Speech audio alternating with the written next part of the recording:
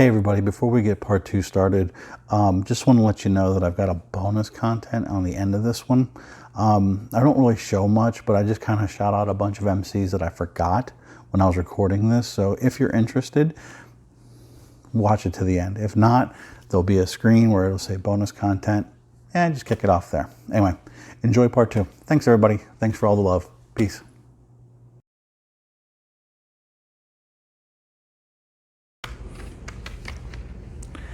At the beginning, there was a Tribe Called Quest. If De La Soul's 3 Feet High and Rising was the Sgt. Pepper's of hip hop, these guys were the Beatles.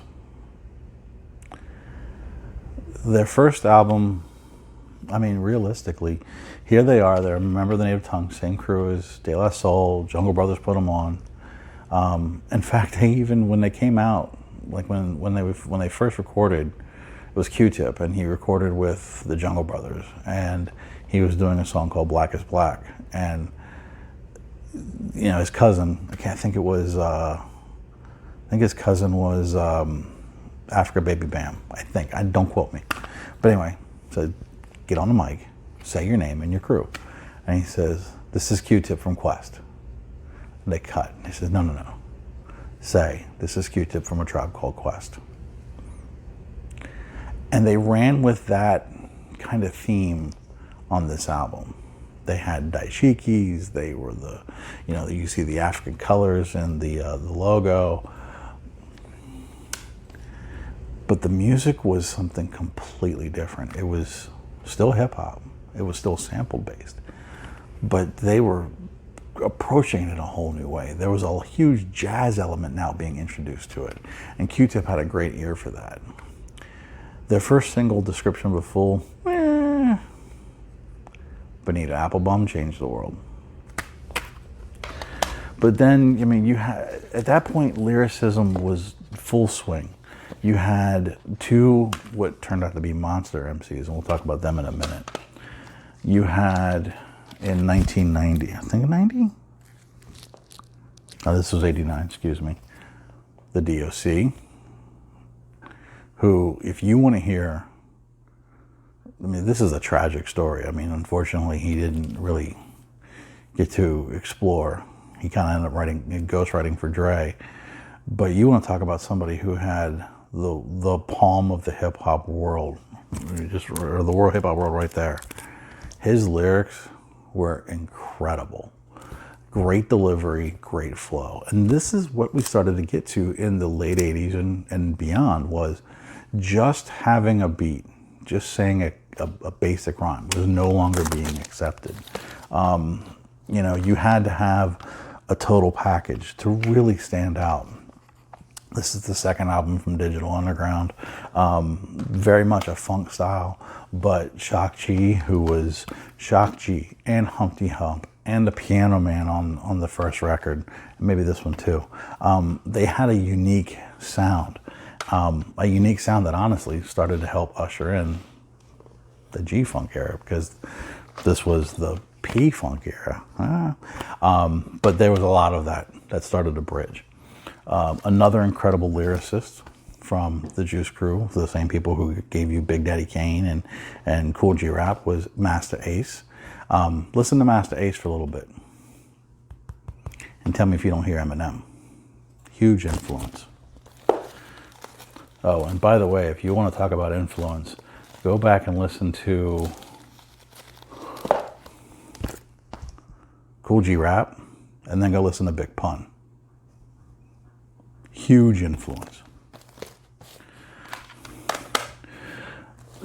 At this point, like I said, we're heavily into the 90s, and, you know, okay, pardon the cover, it's beat up, but the Bomb Squad, Public Enemy was just running high. I mean, production was important, lyrics were important. I mean, Chuck D needed no microphone. His voice was the booming system. But the lyrics were either thought-provoking or cleverly done. Just amazing stuff. Another group that started to see major success, and I think is definitely worth exploring, is Cypress Hill. I know a lot of people have issues with some of the things they talk about, but it was the culture, it was the world. Another one, Ice Cube, Death Certificate, possibly has the best diss track ever recorded in No Vaseline. And I know it was talked about before, but that's something else that hip hop had that no other musical art form did. You know, you might drop a something, or you might say something, or, oh, that's about this. There was no hiding it in hip hop. You were pissed at somebody because they stole your beat, or they bit your lyrics or something like that. You called them out on record. I mean, and that's what you did. And then you would go back and forth. NWA didn't stand a chance in this one. You know, 90s, we're talking about lyrics and production. When you talk about production, you have to talk about some of the greats. I mean, DJ Premier, obviously produced for Gang Starr, which I don't have any here. I got one on the way. Gang Starr, obviously, and he produced for J. Rue the Damager, another influential producer was Pete Rock, for Pete Rock and CL Smooth.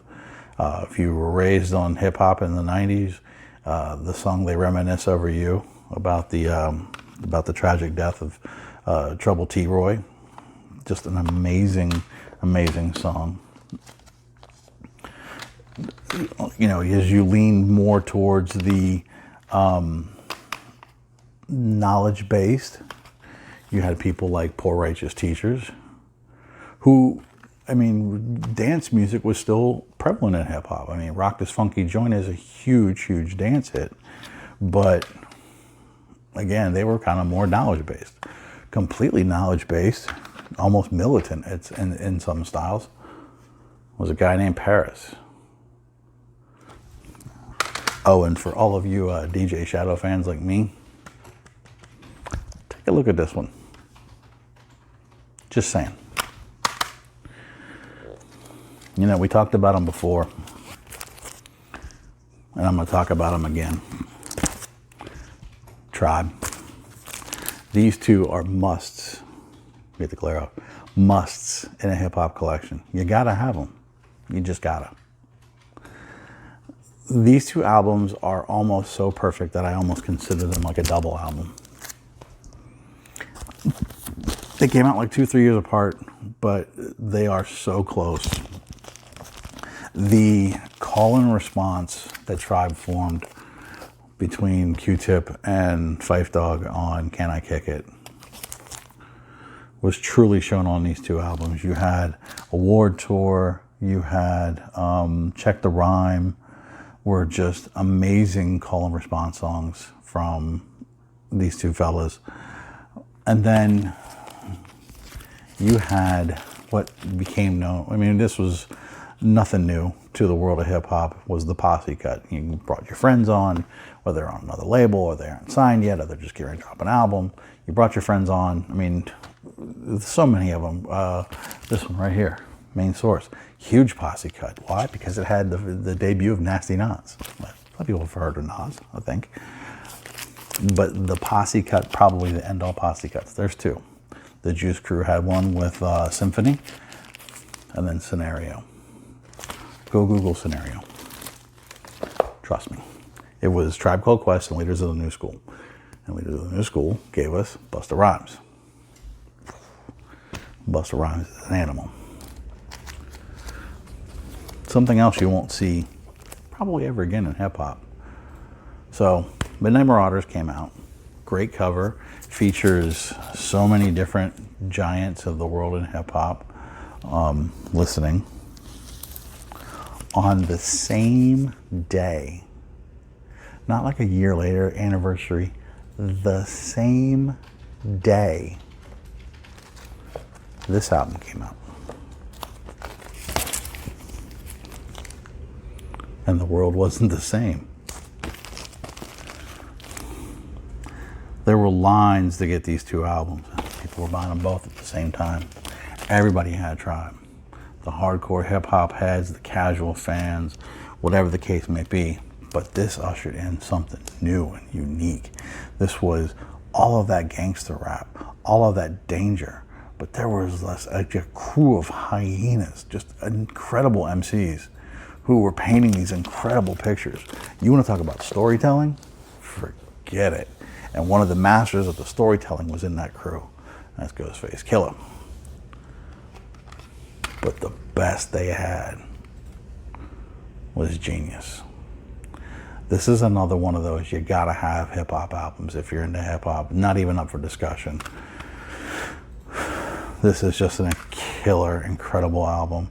Front to back, this is probably in my, this is gonna be in my, if I had to do a top 20 albums, hip hop albums of all time, this would be there. This is perfect.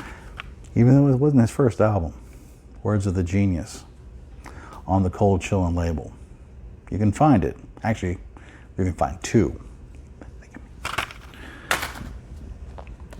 Speaking of posse cuts, another great one. It's just a fun one. With, again, a ton of killer lyricists, was Heavy D's Don't Curse.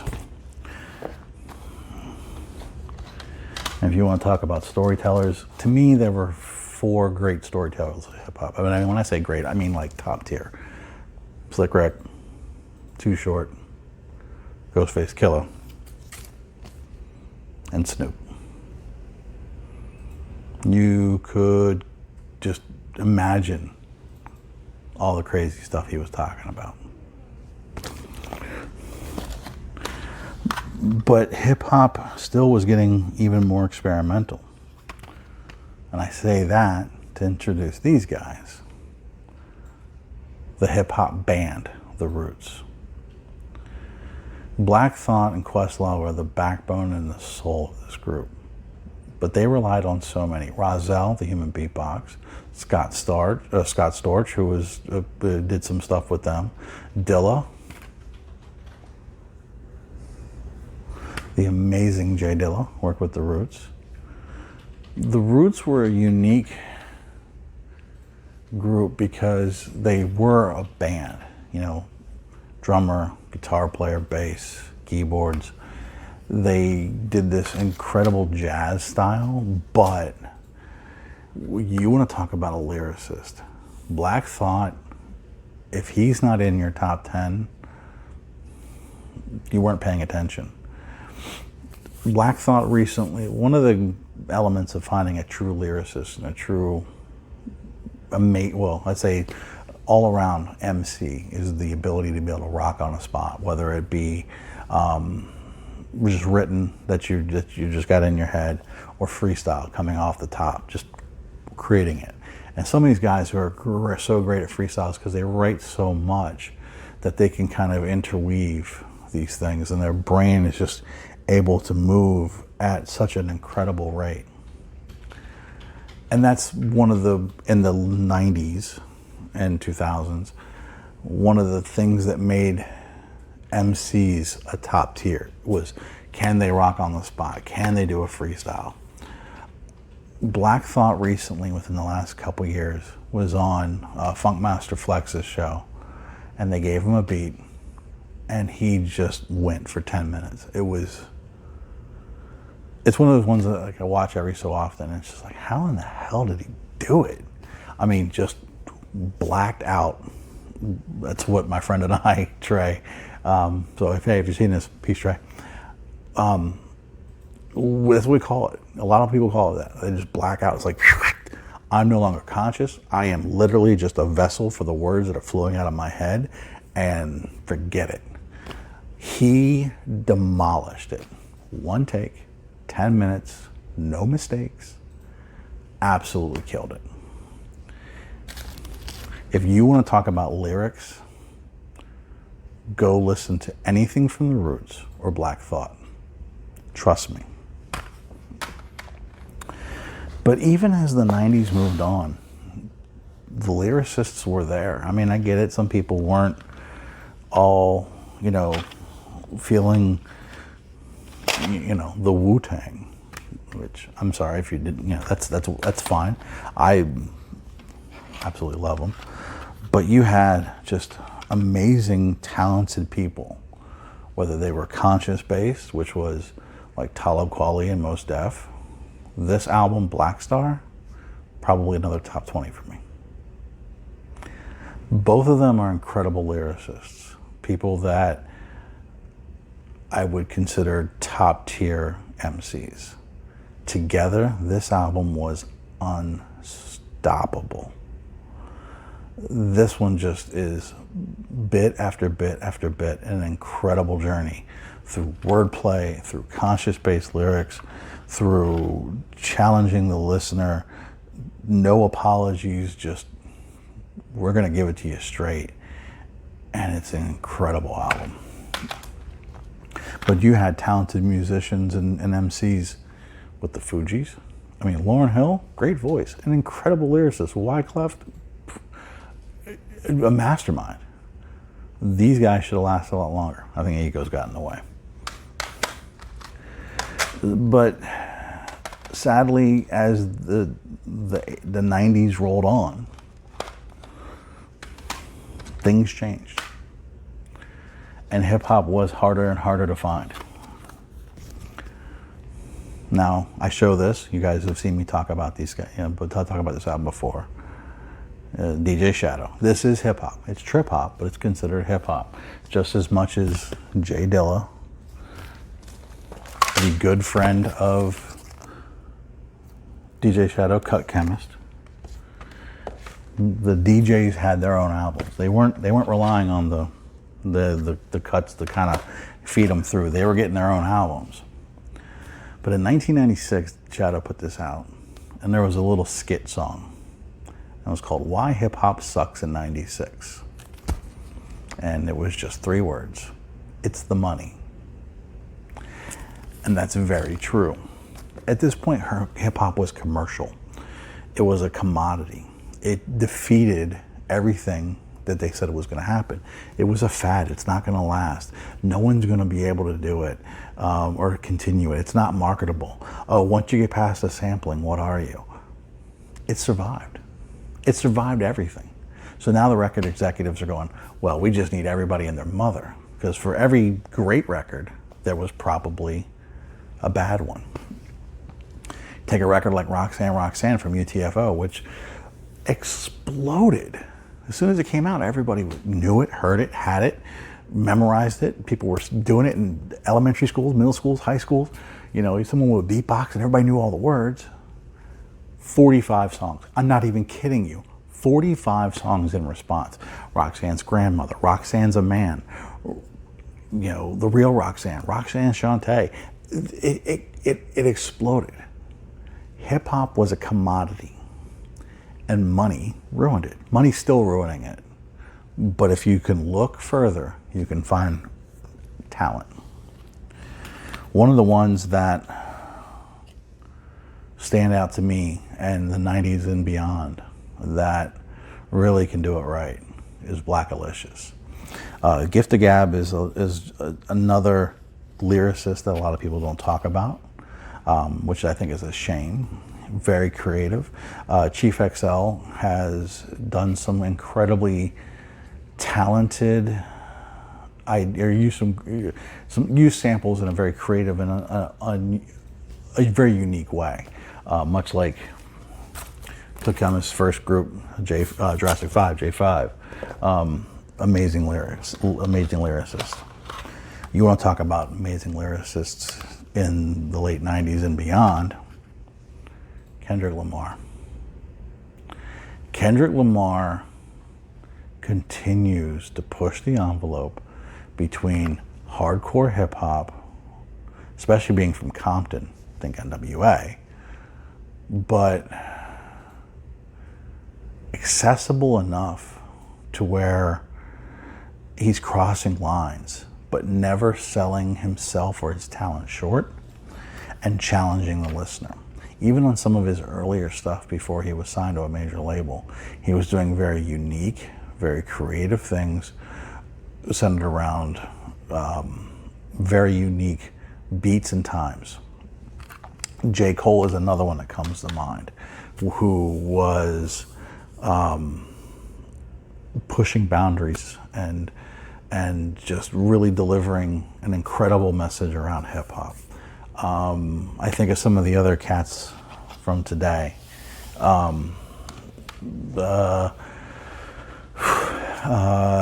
RJ Payne, he's definitely, he's been around for a little while, but he's definitely coming up and making a name for himself. You know, a lot of people aren't a big fan of Eminem. I think his last couple of albums have been absolutely fantastic. And I think he's really shown that he is one of the best MCs to ever do it. I wouldn't say I'm an Eminem fanatic. There are albums that I probably will never get just because I didn't like them. But when it comes to lyricism, forget it. Eminem's one of the best. Him and Twista, who used to go as Tongue Twister, are probably the most incredible speed MCs I've ever heard in my life, because not only can they go crazy fast, you can understand them. Busta Rhymes is hard to understand because he's got that West Indies accent, but he's another one that's like super duper fast. Other MCs that you should be checking out today, Joyner Lucas. Joyner Lucas is fantastic. Very creative. He's done everything from being very knowledge-based with a song. He had a song a couple years ago called I'm Not a Racist. First time I watched it, I was moved, completely moved.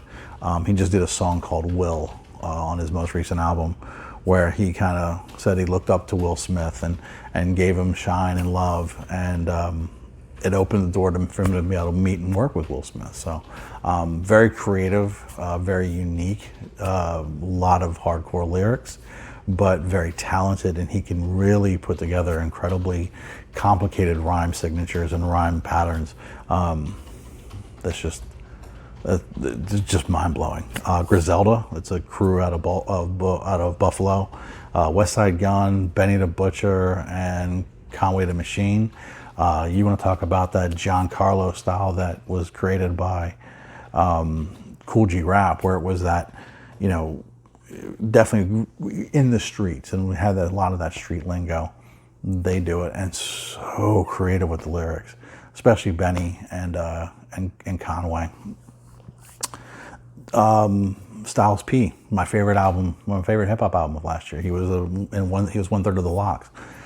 He's putting out his third album in a year, almost a year and a half, very soon, and just been phenomenal. Like I mentioned, Kool Keith, still doing it, still killing it. Razkaz put out an incredible album last year. Soul on Ice too. And you want to talk about creative. I mean, here's a guy who goes knowledge-based. Here's a guy that challenges you as a listener. He does some incredible wordplay on the next song, and on another song, he raps almost the entire song in a 3-4 time signature. Hip hop is about creativity. Like I said, when all this started, one hand holding jazz, one hand holding punk. It's the FU attitude to the world, but it's a very creative and challenging medium. It's also very rewarding. And I show this last for a reason. This was the album that shouldn't have been. This is the last album from Tribe Called Quest. Obviously, from what I've talked about them, you know I love them. They're probably one of the 4 most important hip hop groups to me. Run DMC, Beastie Boys, The Roots, and Tribe Called Quest. I probably would throw Outkast as the round out the 5. This album was never going to be. Q-Tip and Phife Dawg had a huge falling out, to the point where shows would end in verbal assaults, almost blows. They hated each other. But they patched it up for the love of what they did. Unfortunately, by the time this came out, Phife Dawg passed. But to me, this represents everything that's great in hip hop. No matter what's around the corner, the music will always bring it back. So when we think about hip hop, and yeah, it's a challenge to listen to some of the violent lyrics, and I get it. I understand. As a father, I completely understand. Some of the things they say are pretty aggressive. Think about where their worlds are. Think about where they're raised. Think about their environment. That's what they know. That's what they're talking about. That's what they see. Hey, It ain't pretty over here. So challenge yourself, if you're a hip hop fan, to branch out, to continue to look, to continue to think about what's around. Because if you're a hip hop fan, the music's still there. But like Ice Cube said, maybe you gotta turn off the radio. This was a lot of fun. It really was. This was a walk down memory lane for me. I'm still working on building up my hip hop collection. I had a lot of 12 inches back in the day. And I've made reference to, having let some stuff go. When you become an adult, sometimes you gotta let go of the things you need, that you have to take care of what's important. So I'm working on building it all back. So as I build it back, I'll be sure to share. But thanks for joining me on this one, because this has definitely been a fun little trip for me, and a great little fan service for a genre of music that I don't think gets enough love in the VC, but I think also is incredibly important to many. Whether you listen to 10 albums, 100, or you're a hip hop purist, there's something in hip hop for everybody. Thanks for watching. Love you all. Peace.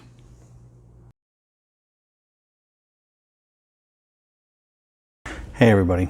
Sorry for the little extra, or maybe you've been enjoying this and this is just more goodies, I guess. I don't know. I'm just rambling. Excuse me. Doing this was obviously a labor of love. But it's funny, as soon as I was done, I had a bunch of names come to my mind. Like, first off, how could I forget The Stakes is High? That was De La's 4th album. It introduced Common to the world. How did I forget that name? It's amazing what happens when you get in front of the camera. So I could probably have a 7-hour video of just names of great rappers who pushed the culture, who brought more light to the game, to make a great party rock anthem, whatever the case may be. And the discussion is ever going to be ongoing. But I felt like there was a lot of names that I didn't show, I didn't mention. Maybe they were mentioned before, and I just want to kind of give them an homage as well. So I've made some notes, so if I'm looking up, it's just I don't forget, because I'm old. See the gray? But there were some names I wanted to mention. First thing I realized, I didn't mention any of the female MCs who really drove the game. And even in the 80s, people like MC Lyte and Queen Latifah, Moni Love, who I had a huge crush on. I had a huge crush on Moni Love. They really brought, like Salt and Pepper, they all said it wasn't just a man's game. Great flow, great lyrical content. Yo-Yo's another one that came to mind. She was on the West Coast. Just amazing MCs who, and sadly, I didn't even think about the fact that the ladies weren't represented well. That's a shame on me. Kool Moe Dee, I mean, one of the best lyricists of the 80s, very intelligent, and the first true battle rapper. He kind of created the battle rap thing. Battle rap, before he kind of attacked Busy Bee, was just who rocked the party. Who was the best at party rock? And that was battling. And he was the best. He was the king. Kool Moe Dee attacked him by name on stage, off the top of his head, and just laid waste. And they're like, you'll never believe what they're saying, this guy's saying about you. So he kind of invented the battle rap game. Chub Rock from the 80s. Absolutely love Chub Rock. He was another one of my favorites. I mean, these are people that I would buy a lot of. Kid and Play. I mean, you want to talk about party rock and just fun stuff. As we moved into the 90s, I mean, the Ghetto Boys and Scarface I consider one of the best lyricists. I mean, just incredible lyrics, and really put Texas on the map as far as for hip hop. Redman, and obviously all the Wu-Tang members, Method Man and RZA, Old Dirty Bastard, Ghostface Killer, Raekwon, all of them were lethal. Obviously Busta Rhymes and his crew, leaders of the new school. You may be familiar with Busta, but you may not be familiar with leaders of the new school. Dinko D, Charlie Brown, they were just phenomenal MCs, and they had a great sense of they were fun. They were a lot of fun, and I really enjoyed leaders of the new school. Busta, you owe me an album right now. You're supposedly working on it, and after that, can we get leaders of the new school back together, please? Please? Oh my gosh, I would lose my mind. There's the biggies. The Biggie. Biggie, Nas, Mobb Deep, Eminem, Guru. Just so many of those MCs that I didn't show. I didn't feel like I needed to. Jay-Z, he's another one I didn't show. But you had people like Big L, rest in peace. Pharoah Monch. We'll talk about a hyena. Holy hell. Bun B. I mean, he started with UGK, Underground Killers, and he's still going strong. I mean, he put out an album last year. It was just amazing. It was like, oh my gosh. Grand Poobah from Brand Nubian. Brand Nubian's first album is a classic. Must have in any hip hop collection. But Grand Poobah is a wordsmith. Jadakiss, DMX, Tech Nine, who's been ruling the underground circuit since the mid '90s, and he puts out like 3 albums a year. It's ridiculous, and he has got an impeccable sense of timing. Lil Wayne's been doing it since the 90s. He started at like 13, 14 years old with Cash Money music, still going, and realistically is considered a top tier lyricist. People don't see it. I mean, some people don't see it. I do. I mean, Lil Wayne is nasty. From the West Coast, like I mentioned Jurassic 5. You had AC Alone and the Freestyle Fellowship. Just amazing stuff. I mean, and very creative, very poignant. In fact, they would go to a coffee shop, J5 and Freestyle Fellowship and some of those people that were cut on the West Coast, but not like West Coast hip hop. They were just, they lived on the West Coast, like in the Bay Area. They would go to this place called The Good Life, and it was open mic, but they had a rule, no cursing, because they didn't want you to fall into that stereotype. They didn't want you to just go, I'm just going to drop an F-bomb because it's easy to drop an F-bomb. They wanted you to challenge yourself lyrically. So a lot of these guys like J5 and Black Alicious and Freestyle Fellowship, they all cut their teeth there. So there was a sense of lyricism. E40 is another one that comes to mind who's been doing it for such a long time. Like I mentioned, Bone Thugs and Harmony. I didn't even mention them. You bringing it into like the 2000s where people are like kind of getting a little lost. Maybe mumble rap's taken over. You still had great lyricists like Kid Cudi and T.I. Little Brother was a great group with Ninth Wonder, who is an amazing producer, who produces Rhapsody now, a fantastic female rapper who's going right now.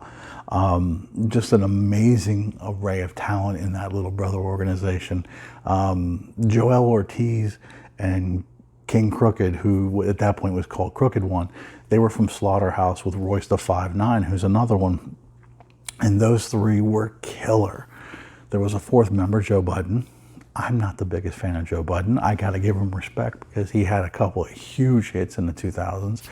I mean, and I'm not taking that away from him, but when you compare him to those 3 animals in Slaughterhouse, sorry, Joe Budden, you're coming forth. But you want to go hear something incredible. King Crooked, if you're a hip hop fan, he did a song a week last year for free. He just put it on the internet. A song a week for free. And one of the songs he did was he flipped, his producer flipped Quiet Storm by Mobb Deep. I mean, he just went in. It was ridiculous. Coming nowadays, you have, yes, it's harder to find quality nowadays, I have to admit, because there was a huge push for mumble rap and popular rap. I get why Drake is popular and he makes hellacious songs. I'm not the biggest fan. It's just me. I mean, I'm not disrespecting Drake. It's just, it's not always for me. I'd rather listen to somebody like, Childish Gambino, who's mega talented. You've got Lil Dicky, who's hysterically funny. Young M.A., Sense of Street, and she packs a huge punch, was actually featured on the most recent Eminem album. Daylight, who is, he's on the battle rap scene, and you want to talk about just ridiculous. There's an unreleased freestyle of him on the Funkmaster Flex show that's just, you need a college degree to follow that one. It's insane. I like Logic, who's a current MC as well. I think he's kind of trapping himself too much. There's some good in him, and he just kind of paints himself into a corner. But that's not saying that the good stuff's not there. So keep digging, keep looking for that music. If you're a fan of hip hop, hopefully I've mentioned some of your favorites. If not, like I said, the 80s and 90s had tons of it. I just felt like I left off so many names. I could probably do 50 more of these. I'm not going to. I think 2 was enough. But I wanted to add this little extra on at the very end to kind of say, here are some more if you're interested in some of the stuff that I talked about, but maybe I mentioned an artist you're not familiar with. Here's a few more. Some of these you know, some of these you may not know. Give me a comment down below. Let me know what you think. Are there some MCs that I've missed that maybe I need to look up? I'm always looking for more. That's what I do. Anyway, thanks for watching. I really do appreciate everyone kind of hearing me on this labor of love. And we'll talk soon. Love you all. Peace.